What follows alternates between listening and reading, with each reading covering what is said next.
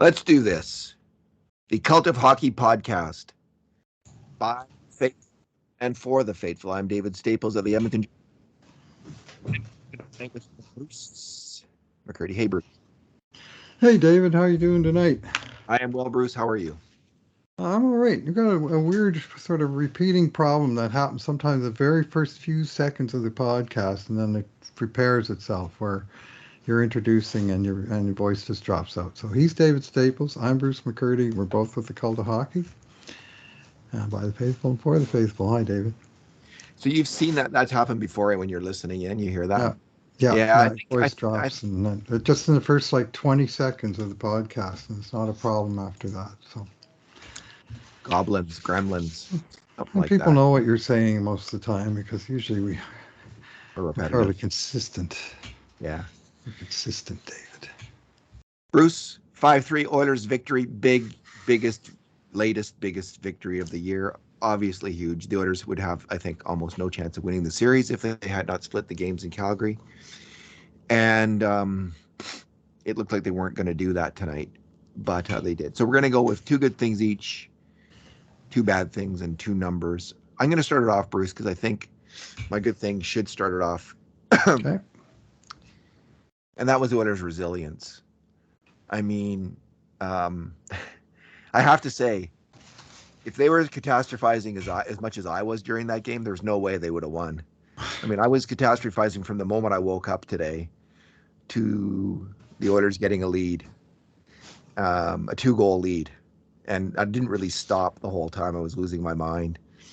So, from my worries, like, can Draisaitl and Nurse, should they even be playing because they're so injured? And we got an exclamation mark from one of those players on that tonight. Mm-hmm. We'll get into that in a second.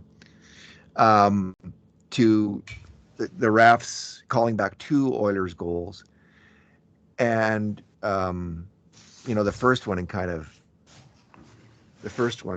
in crazy fashion, where he just loses sight of the puck even though it's still loose, and it would have been a 2-2 game at that point.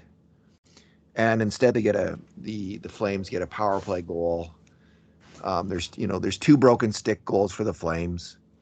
There's a goal called back. Then McDavid scores to tie it up, and that's called back. It just seems like every break was going against the Oilers, and a team that was less mentally tough would have caved at that point. I guess you have to give credit to a number of people, everyone on the team, but I would single out two people: Connor McDavid and Jay Woodcroft. Woodcroft's demeanor on the bench was very calm. He didn't pull a Terry Crisp total meltdown. You know, he was very calm through that whole process of all those setbacks. I thought he was, I liked the way he was handling it on the bench. And the players seemed also relatively calm, certainly McDavid, and he just kept coming and coming and coming until he got the 3-2 goal. That was the key goal in the game, was the 3-2 goal, I think, because it pulls the Oilers within reach, and it was just McDavid doing what Connor McDavid does, what he had done on the previous goal that was called back. Duncan Keith finding him in the slot, and McDavid just totally making the goalie look like a fool with his incredible deking maneuvers and putting the puck in the net. So that really was. I mean, the Oilers have plenty of experience, Bruce, coming back from being down 1 or 2 goals in a game. They've been doing that all year. So there is a feeling when there are down 2 goals that it's not over for the Oilers. I don't have that feeling now when they're down 2 goals in the first that they're necessarily going to lose. They're used to doing that, and they haven't Falling done the behind whole. 2-0 in the first. Yes, they're Yeah, very used. falling behind, and they have come back a few times. Mm-hmm. So it is possible. All things are possible with Connor McDavid. So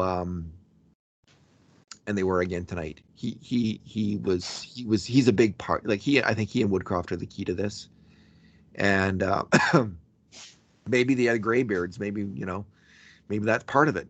Mike Smith, Duncan Keith, and some of these older players are also part of that. I mean, it was Keith who made the really nice pass to McDavid on that goal. So, but that just stands out more than anything else, was the fact that the Oilers didn't give up on this game at any point. They just kept coming.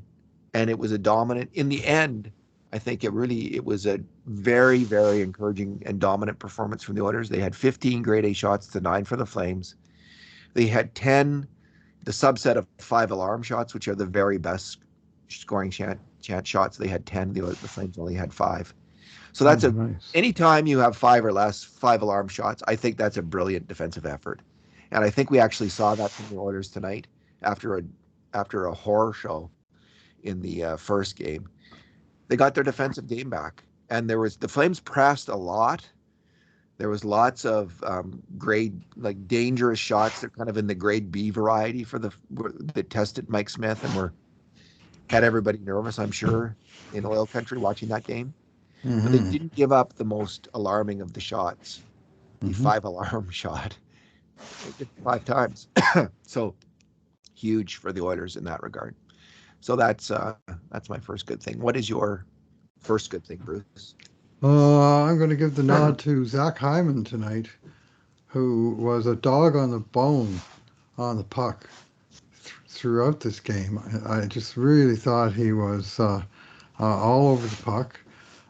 He's one guy who made a critical mistake early in the game, and I'm going to get into that more with a couple other players, where he broke his stick blocking the shot, and he made a bad decision to leave the shooting lane to try and get another stick, just as the shooting lane turned into the goal-scoring lane. That was the first goal of the game. But he responded to that with a vengeance, and he just seemed to be all over the ice, David, and winning battles, skating his ass off. I don't think I've ever seen him skate better. I'm pretty sure I've never seen him all year skate faster than he did on the shorthanded breakaway where he scored the game-winning goal in the third period, just at a time when it looked like, well, the Oilers made a game of it, but now here's the Flames power play, and, who knows what happens. And what happens was right away, Nuge was able to chip a puck to Hyman, and what looked like kind of he's going to get out of the zone was all of a sudden, hey, look he's just blazing past everybody. And it was the Calgary D who looked slow there, and Hyman just went right in and ripped a shot right over Markstrom's shoulder and under the crossbar to make it 4-3. So that certainly was his signature play of the game, game-winning shorty. But this in a game where he had 10 shot attempts, 6 of them on goal, a couple of hits, 3 block shots, and 23 minutes and 14 seconds of ice time.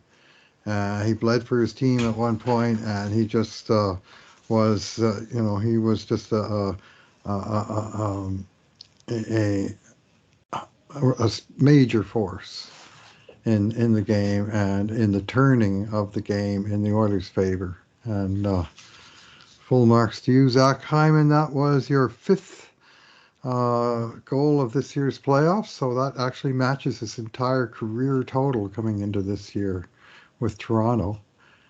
He had 1 goal in each of 5 different years. Well, now he's got 5 goals in 1 year in Edmonton, so that's kind of nice. You really do need all kinds of different heroes, right, in the playoffs. Yes, absolutely. And we've talked about Kane, stepping up. And we've talked about other players stepping up, and Hyman really did. What a fantastic game! What incredible effort from Zach Hyman in that game. And he had a couple breakaways, and the first time he got thwarted, right? Yeah. When he went to the backhand. Yeah. But that second shot could not have been more perfect. It was, it was right over the big goalie. It's a very small place to shoot, but top shelf, right where Mama keeps the cookies. And he put it right there. Like it was the small margin for error, but he did not err. He found that spot and he put it there. So fantastic. Bruce, my second good thing is Leon Draisaitl. So earlier today, and last podcast, I was speculating, like, should they play him? Should they play him the power play? Should they scale back? And I conducted a poll on this earlier today. And so the dominant response was, I asked, should the Oilers rest either Darnell Nurse or Leon Draisaitl? The dominant response from 60% of the Oiler fans was rest neither of them, Nonetheless, 40% of the fans said one or the other. Yeah. And so 15% said rest Both? Nurse, Oh, yeah. 10% said Draisaitl, and 16% said rest both. Wow. So it's a significant minority who were. It wasn't just me that was, I'm going to say, catastrophizing in this way and thinking about this issue. I think it's so. The good thing about this game, Bruce, is as the game went on, and Kevin Bieksa mentioned this, like a player with an injury like this, his injury will loosen up as the game goes on and play better. Yeah. But Leon Draisaitl, by the end of this game, he looked like Leon Draisaitl. He was flying, eh? Certainly was. And that, I don't know if what we're going to see next game, but that was a huge moment. And it gives me hope. Listen, I don't think the Oilers can win the Stanley Cup if Leon Draisaitl doesn't recover from this injury significantly. Right. If he's just, you can carry Darnell Nurse the way he's playing probably and still win the Stanley Cup, still get by the Flames. I mean, it's a long way to the Stanley Cup, but you can get by the Flames, let's put it this way, with if Darnell Nurse plays like he did against LA. But the Oilers need Leon Draisaitl to be Leon Draisaitl. He's such a key player on the team. He's the second best player. He's just fantastic scorer. He can be a solid defender. Great face-off guy. And in the first game, he just really struggled with his defensive chores. But as this game got going on, he started to heat up, and he looked like he was moving very freely on the ice with his skating. So I'm really encouraged by that. I was hoping to see that in the first game. It didn't happen. Yeah. But maybe this injury will gradually get better as this series goes along. Certainly hoping that's the case. So he only had 3 grade A shots this game, Bruce. But or 3 major contributions to grade A shots. Oh yeah, okay, that's low for him. That's low for Leon, but they were pretty good ones. Like the it was on the goal and 2 assists on the score sheet that I'm looking at. So the second Oilers goal, he made a very nice cross seam pass to Connor McDavid. He didn't hit him on the stick. It was kind of an area pass, but it went through 3. He put it right where he wanted to put it. Went through about 2 or 3 Flames. And McDavid got it, and McDavid does what he's been doing all series long. This incredible thing, like it's a next level Connor McDavid, where you think you've got him contained. He makes contact. He's like Michael Jordan in the post. He makes contact, and he bounces off and explodes around you. And he did this to some extent on this play. Guy hits him. McDavid bounces off, puts it to Keith. Keith passes it back to McDavid in goal. The next grade A shot, grade A chance from McDavid was early in the third, or from Draisaitl was early in the third period. And I had been worried about him on the power play, and I think justifiably, because a lot of pucks were getting out of the offensive zone because he couldn't get there in time. And I was wondering if he could get off his great shot, and he did. He was able to fire a pretty good executioner shot. Pretty good save too, eh? And it was a good save. It wasn't his very best kind of shot. It was right at the goalie. Like usually he's pretty good at picking a spot, even with that one-timer. But he got it off, and he got it on net. And after that, it seemed like he just came alive. And it all culminated in an absolutely fantastic insurance goal where Mike Smith made a great stretch pass up the boards to Draisaitl, who just exploded up the ice, went in and scored a goal on a brilliant shot right off the post that Markstrom had no hope on. Ding. Ding indeed. Just hear it dinging off the post, yeah. Ding dong. So Bruce, I was wrong. Well, I'm just going on the available information. Oh well, you're right to be concerned. I was right to be concerned, and I wasn't saying for sure. I was just saying this should be a live issue, and I suspect it might be. But to win, the Oilers needed to play Draisaitl and hope he comes through, and he did. Way to go, Leon Draisaitl. What a effing great player you are. Yeah, we had a goal and 2 assists tonight. Another goal disallowed. He's up to 7-8-15 in the playoffs through, their 9th game? Yeah. So he's cruising along not too bad for a guy gimping along on one leg. And he's ill, apparently, Bob Stauffer. Yeah, well, he was ill, yeah. Sick. I don't know if he's still sick. Right. Like, who knows what that is, but... Yeah. So, but he was... And one thing that he does that's just fantastic, he's so good at it, is when he's on the line with McDavid, It goes into and out of fashion in this town. Some people like it, some people hate it, some people like it some of the time, hate it the rest of the time. Uh, but what he can That's me. do when he's with McDavid is find McDavid with the puck. Yeah. And it'll come to Leon and it'll be on his stick for like a quarter of a second and he'll do some kind of spin or something and he'll zing the puck off and the next thing you know McDavid's flying up the ice with it. And it can be a 5-foot pass or 15-foot pass or 75-foot pass. He's capable of all those things. But what he seems most capable of is knowing where Connor's going to be and getting the puck there and giving Connor some, a little bit of time and space to do something with it, which is always a good thing. So It is. It is indeed. I was just thinking as you were talking, I was thinking back to your Hyman pick, Bruce. I was trying to like who he's such an original, like he's a very interesting player. Like hmm he's a one man wrecking crew on the forecheck. Like yeah, he can cycle the puck all by himself. I say who does that? Like who else does that? It's very hard sure. to think of. Georges Larac used to do that, but he didn't ever often come out in front and put it in the net like Hyman's Yeah, capable of doing from time to time. And he used to do that way back in the day, and a decent scorer, but not probably on the level of Hyman, was good old Craig McTavish. yeah, I was thinking He would that. just grind the end boards, and he'd do his stops and starts and stops and starts, and he had like tunnel vision. But when he did get the step on a defenseman, he'd take it right to the net and try and bash it in from close range. And you see a lot of that from Hyman. Sometimes it's frustrating because you see an open guy that he could have hit, but he sure does have a nose for the net, and so it's hard to be too critical of that. When you mentioned McTavish, it popped in my head. Another player who's rounding into a pretty decent third line center before our eyes is Ryan McLeod. Hmm. He So, had some very good looks with the mhm. puck and was flying all over the ice. He's that close, I think, to starting to put up some points. He's getting very confident and high level of skill. Big player, can really skate, and it's fantastic to see his game come alive. He didn't get it. He wasn't in on any grade A shots for or against, which is no mistakes, but he was very close a few times. So, Bruce, what is your second good thing, Amundo?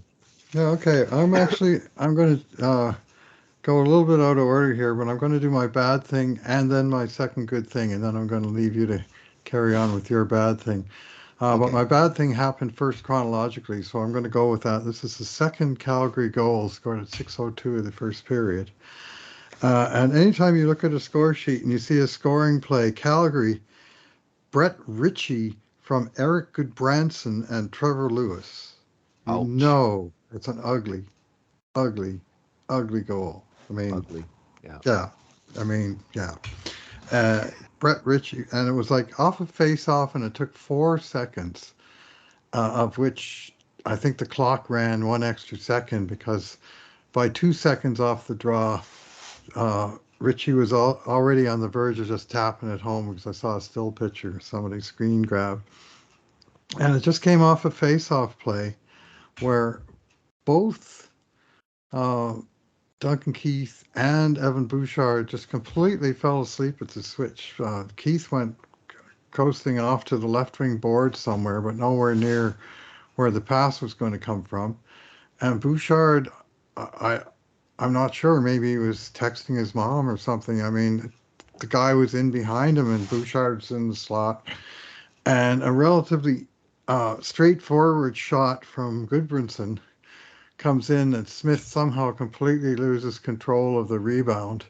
It goes through him. He doesn't know where it is. And Brett Ritchie picks it up and makes the free deposit into the gaping 6x4. 2-0 Calgary, 6 minutes in. And all but the staunchest diehard Oilers supporter at that moment is going, "What are you guys doing for Gord's sake?" Same thing. 2 games in a row, down 2-0 after 6 minutes, and ugly goals, both of them really. But that one with the three Greybeards all involved in it, Mike Smith, Duncan Keith, and Old Man Bouchard, and they all looked just lost at sea. And so they're going to be my good thing, the Greybeards. And I'm talking about all three guys, Mike Smith, Duncan Keith, and Old Man Bouchard, who bounced back with a pretty strong showing the rest of the way, really, uh, with Keith scoring his first goal since he had one goal all year for the Oilers, so and now he's got two, and scoring the first Oilers goal and then getting primary assists on the second and third goals. So I'd say he made up for that defensive blunder and then some.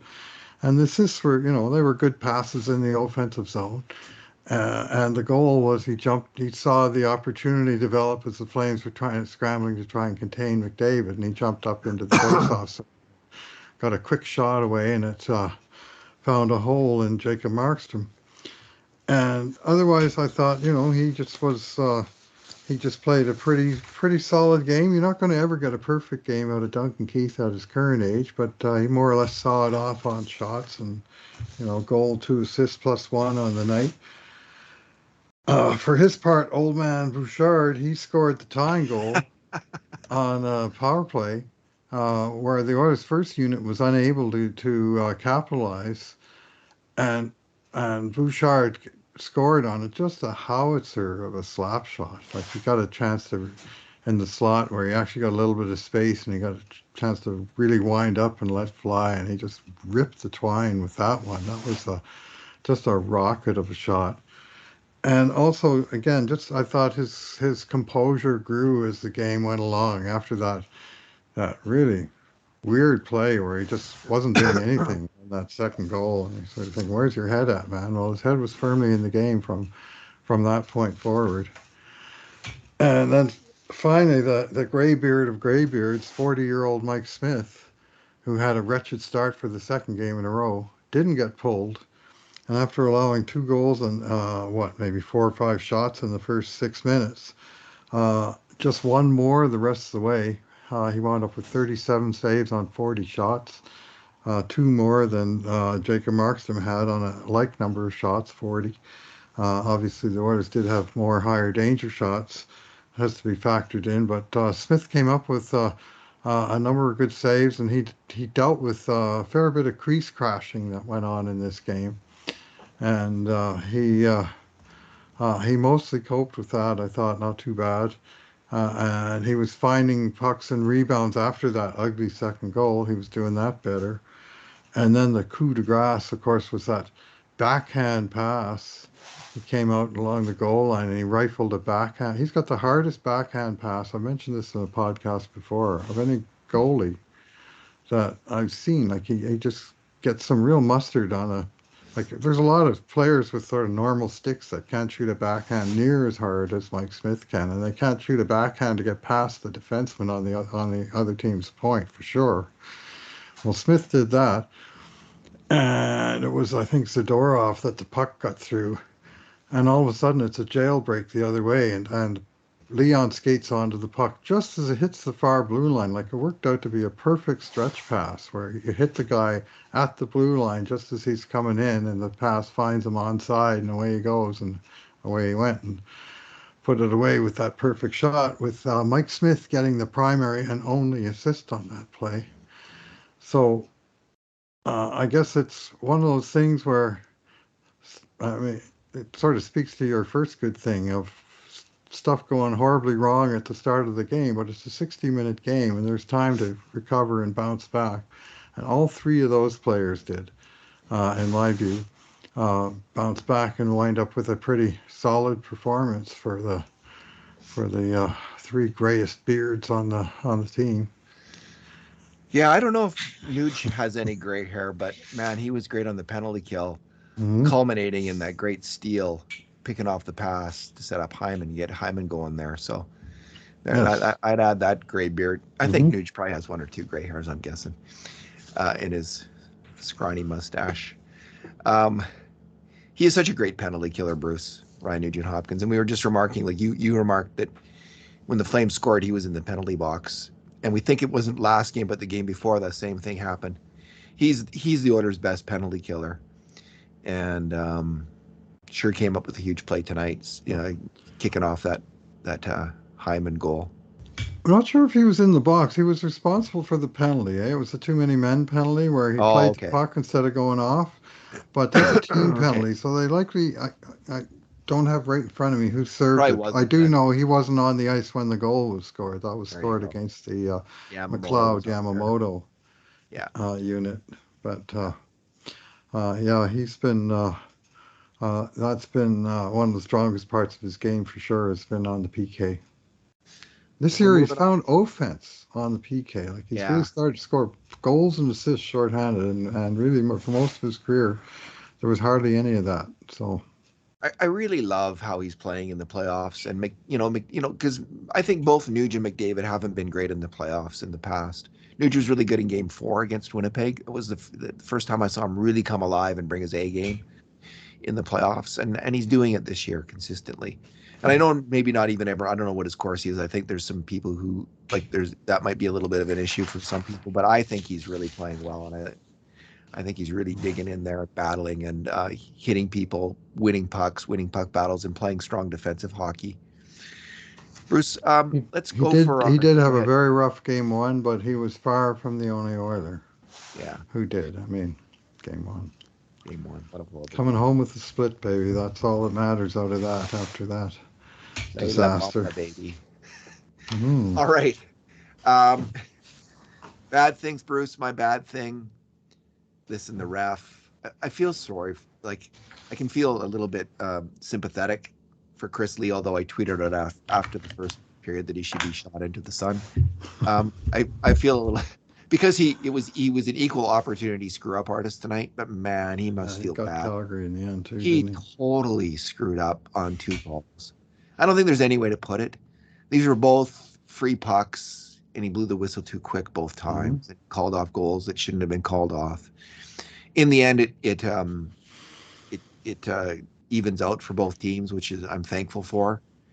But man, you can't. I don't know what kind of mistake why he was doing that, but that doesn't strike me as being textbook NHL quality refereeing. Mm-hmm. And he might have been playoff nerves. I don't know. Like people are just saying, be in the right position, or until you're sure that it's stopped, don't blow the whistle because you could always, I guess, call off the goal later on Yeah, the review. that's my issue. So Be a why little are you more doing that? patient. Yeah, be a bit more patient. You can call it off if it later you have that Mm-hmm. opportunity, but you're kind of Yeah. deciding the outcome because if you blow the whistle, Mm-hmm. there's no, it's done. Yeah. If you have it wrong, it's over. Yeah. So he seems like he was just a little out of position and nervous Nellying it, and he screwed up twice in a Guessing. really significant way. So I feel bad for the guy. I'm sure he feels terrible about this. I don't know. Like that would be my guess that he's feeling terrible about these two calls when he sees them again. So, but nonetheless, these were major mistakes in a really big game, and they could have cost one of the teams the game. At least it evened out. For a long time, we were looking at just the one Edmonton goal that was canceled, and Edmonton was looking at a one goal deficit for most of that time. Yeah, And it was looming pretty big for quite a long while. But then Edmonton got back in the game on level terms, and then he made a similar mistake against Calgary. My take is that if you're the referee and you think the goalie has the puck, wait a second. If he has the puck, he's probably still going to have the puck. If he doesn't yeah, have the puck and the other team bangs it in, well, by not blowing the whistle, you've given him that chance. And if it turns out he had the puck and somebody, is bashing him and digging it out or pushing him into the net or something, you have replay to look at all that stuff. You don't have to sort of make the assumption that, well, he put his glove down, therefore the puck must be under it, because it's a shell game. The puck could be anywhere in some of these scrambles. And anyway, my complaint really on both, although I was not complaining about the second one, to be honest. But my issue on both of them was the whistle was too quick. yeah. You Here's a can't tweet. see the puck. Well, you got two refs, right? Do they both have to lose sight of the puck before they blow the whistle? Or Yeah, no, you got two refs, and if either of them loses sight of the puck, he can blow the whistle. I don't see how that improves things. he had a real pained look on his face when he blew off that second one. Like he didn't look like happy to be making that call, but I Hmm. guess he had to. Here's a tweet from Rob Safarian McGuire at Rob McGuire. Referee Chris Lee might be the only person in Alberta with a lower approval rating than Jason Kenney. Ouch. Ouch. Indeed. Okay. Well, he did Bruce. manage to equal opportunity piss off of both teams. So in the end, I mean, it comes out in the wash, I guess. Well, that's what Oiler fans will say right now because our team won the game, but Hmm. Flames fans will say they Yeah. were up. Bruce, what is your bad thing? Or your I already gave my bad Oh, you thing. already. That's right. You worked it Yeah, in there on Keith. yeah, I did. Okay. So my number. Well, I'm gonna Go skate to your right. number. I'm gonna skate right past the 4:39 of ice time for Josh Archibald and the 4:17 for Zach Cassian, who played their way right out of this game. But I'm going to go to the number 13 just because I heard this stat today and it was just so unbelievable that Calgary has now lost in game two. They've lost game two of their last 13 playoff series. They're 0-13 in games two of their last 13 playoffs. 0-13. I mean, the odds of that, if it was a coin flip, the odds of it are like 8,000 to 1. Like, it Wow. just can't happen, and I mean, sometimes they're the favorite, sometimes they're the underdog, sometimes they're home, sometimes they're the road, of course. But after 13 games, you'd think, anyway, so, and they almost in the third period looked like a team that knew it. Yeah. Like, I really thought Calgary did not have a great amount of pushback in the third period, and that Edmonton actually was the predominant club, even as Calgary had a few power plays and more shots in the third. But I didn't see them as a team with the more belief in that they were going to pull out the win. And maybe this, some would call it a jinx. I hate that word, but there's this inability to get the job done in game two for whatever reason. It's usually a pretty crucial game in a series, though, and it's looking that way in this one. So, 0-13. I can't let that one go. Okay, Bruce, my number. Wait, give me a second here because I want to give credit. I want to find it. So 5 and 11, yeah. It's by way of our sometimes cult of hockey contributor Ira Cooper, Mm-hmm. original Posar on Twitter, Yeah. and he points out that the Jacob Markstrom has led in 13 goals in the two games. Now only 11 of them have counted, but 11 goals in two Mm-hmm. games. Now the legend of Jacob Markstrom is way hardcore. Like we were heading into this series thinking, Yeah. we're facing Dominic Hasek in his prime here, and he is a very very good goalie, but he has struggled so far. And I'm not saying that's going to continue. He Mm-hmm. could easily come up with a couple big games and steal some games for the Calgary Flames. So I'm not jinxing the Oilers here by talking down about Markstrom, but he hasn't brought his A game yet. Mm-hmm. I'm going to suggest against the Oilers, and I'm surprised. I was thinking, man, the Oilers are going to struggle to score against this guy Yeah. because he's so big and he can be so good. Sometimes struggles with his puck handling when he gets like Koskinen when he gets out of the net. It can be kind of an adventure, but yeah, he hasn't brought his A game yet. Now, part of this is the Oilers are getting some really great chances, like especially this game, 10 5-alarm chances. You get 10 5-alarm chances, you're going to get 3 goals from that on average, just right there. So that's the expectation. So he's facing some tough shots, but the Oilers, they're getting to him, and I like it. I like it. So hopefully this trend continues. I don't know if it will. I actually don't expect it will. Yeah. I expect Markstrom to come up big, Mm-hmm. but Mike Smith is so far. Well, he got pulled the first game, but Yeah. tonight Mike Smith was the better goalie. I hung in with him tonight, and it turned out to be the right decision. Yeah, Uh, yeah, I mean, Markstrom, as you say, as original Posar, hi, Ira, as he says, he got beaten 6 times in game one and 7 times tonight, but two went back on the board, and we didn't wind up recording them as grade A shots because yeah, those plays didn't happen. yeah. Right, the rebound goal that Leon had that was disallowed, which, by the way, I thought was the right call on the goaltender interference call. I agree that probably Uh, was the right call. Yeah. And That was bad. McDavid had nowhere to go, but if he goes through the blue paint and moves the goalie, and the guy slams the rebound in where the goalie used to be, I mean that's goalie interference to me. Yeah. And it's it wasn't deliberate. It doesn't have to be. It just has to Yeah. be what. If you allow that play by Hmm. McDavid, Bruce, the NHL players start looking for Hmm. that play, right? They'll just keep doing it.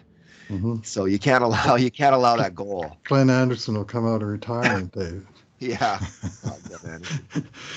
And the other, but when he made a couple of sharp saves early when it was 2-0, and I'm going, oh no, it's going to be a long uphill climb to get even two on this guy. Even if Smith, figures it out and slams the door, that 2-goal deficit's looking big. But they chipped away, and at that it was 3-1 early in the second, before the Oilers finally started to.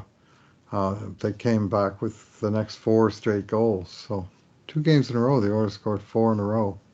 I have to So. say the goals, if you look at the goals that went in, Bruce, Hmm. so the McDavid goal was a brilliant deke. Now you think the goalie might possibly have that one, but okay. Bouchard's slap shot. I mean, who's going to stop that? It's just like he's got one of the best shots in the league. He's coming right down the middle of the slot. It's a Hmm. very hard play. Hyman's goal perfectly placed. Draisaitl's shot perfectly placed. On breakaways. So the only one that you think, and this Keith. was actually a pretty crucial moment. Maybe the Keith goal was a little Hmm. where you want to save from your goalie. It was Yeah. a very difficult shot because it's the old low high pass. Hmm. McDavid passing it from low to high and to Keith, and there's a one-timer shot. Very difficult play in a lot of ways, but maybe that would be the only one. But even that was a very hard shot. So all the goals that got by him were great shots. I think we had them Hmm. all as 5 alarm shots. Yeah, we did, except for Bouchard's because it was a little outside of the Yeah. area. So pretty tough. The Oilers are making some great shots, I guess is my point. So you can't. Markstrom was actually worse in the first game than he was in this one. Well, Darryl Sutter made the point in the pregame. He said that they were talking about team defense, and he said, well, by our numbers, we held Edmonton to 12 scoring chances in the first game. I mean, our own count had them at 10, so we're Yeah. not too far wrong. And he said, and they got 6 goals. He said that speaks to how good they are at execution. So we really have to focus on keeping those numbers low. And his concern was give Edmonton a chance. They're going to put the puck in the net more often than an average team. That's a legit viewpoint. Too legit to quit. All right, Bruce. I think that's a wrap. I think we've Okay. gone through the. Do you have any other thoughts or anything you'd like to add? Or Kurt picked up the grades tonight after being winded out in game one. You picked up for him, so he got the better of that deal. yeah, And I've got he'd all already losses so apologized far. to you. He's already Yeah, apologized I'm glad I didn't. I'm for the windstorm on Pender Island that knocked out the power. yeah. But we'll see what he has to say. But I think you and I have said what we're going to say, so maybe we should call it a night. Bruce, thanks for talking tonight. Right. Thanks for listening, everyone. In the meantime, and in between times, this has been another edition of the Cult of Hockey podcast.